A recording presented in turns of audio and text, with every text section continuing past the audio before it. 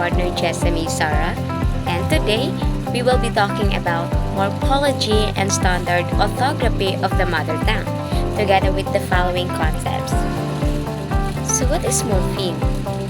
Morpheme is the smallest unit of meaning in the language.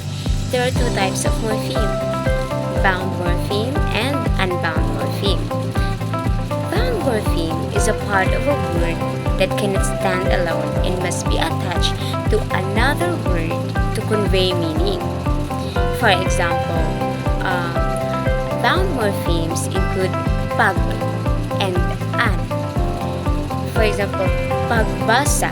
Pagbasa means to read. Pag is a bound morpheme that indicates an action. And in, sulatan, to write on. An is a bound morpheme that indicate the actions in directed towards something. So that is a bound morpheme.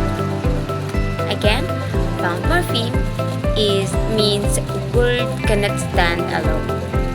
So let's proceed to unbound morpheme. An unbound morpheme or free morpheme is a unit of meaning that can stand alone as a word, such as buhat. Buhat means axe.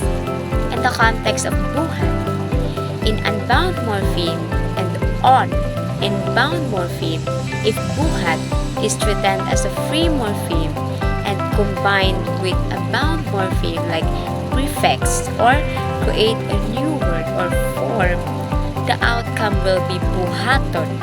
Buhaton means do, altering its meaning or grammatical functional, and that is unbound morpheme. Again, unbound morpheme means unit of meaning that can stand alone. Morphology. Morphology is the study of how words are formed and structured. It examines part of words like prefix and suffix to understand their meanings. For example, pagsulat. Pagsulat means writing. Comes from the root sulat. Sulat means write with the prefix pag. We can actually see the word or the new formed word that also has a meaning. So that is morphology. These concepts explain how morphemes combine to form a words and convey meaning. First is affixation. Affixation involves adding morphemes or affix to a base word to create a new words or alter meaning. Prefix. Prefix is added to the beginning, and suffix added to the end are common types of affix. For example, kainiton is formed by the root word init means hot. Hot with the affix ka at the beginning and an at the end. So the affix ka and an turn into adjective, init into a noun, meaning that state of being hot or heat. Thus, kainiton refers to the heat or the state of being hot. Its primary method of word formation in any language, that is affixation. And the second one is compounding. Compounding is the process of combining two word or more independent words to form a new word. For example, mata. Mata means eye. Kapayas. Kapayas means papaya. If you combine the two words, the result is matag kapayas. Matag kapayas means easy to cry. See, we use two words that have different meanings and we combine them and we form a new word that has its own meaning. The resulting compound word often has a meaning related to the original word but distinct on its own.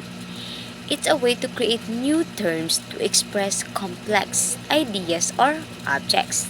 That is compound. Hello again, everyone. So now I'll be explaining the suppletion in morphology. So suppletion in morphology is a linguistic phenomenon where an irregular morphological change occurs such that different forms of a word come from the entirely different roots. So example of the suppletion in morphology is the word good, or in Bisaya is maayo. But the comparative is better, or in Bisaya mas maayo or more good, instead of a single different word.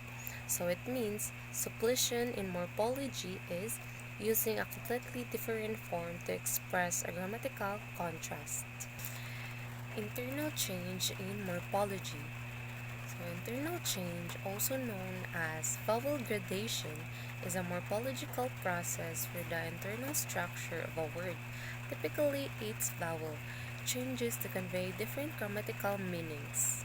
Example of the internal change in Bisaya is hilak or cry to mihilak or cried with the prefix mi indicating past tense. Zero change morphology. Zero change morphology, also known as zero inflection or null morpheme, is a morphological phenomenon where a word's form does not change to convey grammatical meaning. Example in Bisaya is sulat, can mean both to write and written text without changing form. So the next topic is orthography. Orthography refers to the conventional spelling system of a language. It encompasses the rules and conventions used for writing, including how letters and characters are used to represent sounds and how words are spelled. Example in Bisaya is karon or now, correctly in Cebuano orthography. Morphology and orthography. Morphology helps understand how words are formed and their meanings, essential for language learning and linguistic analysis. Orthography. Orthography ensures correct and consistent spelling, which is crucial for effective communication and literacy. These concepts provide a foundation for understanding the structures and usage of language, making communication more precise and effective.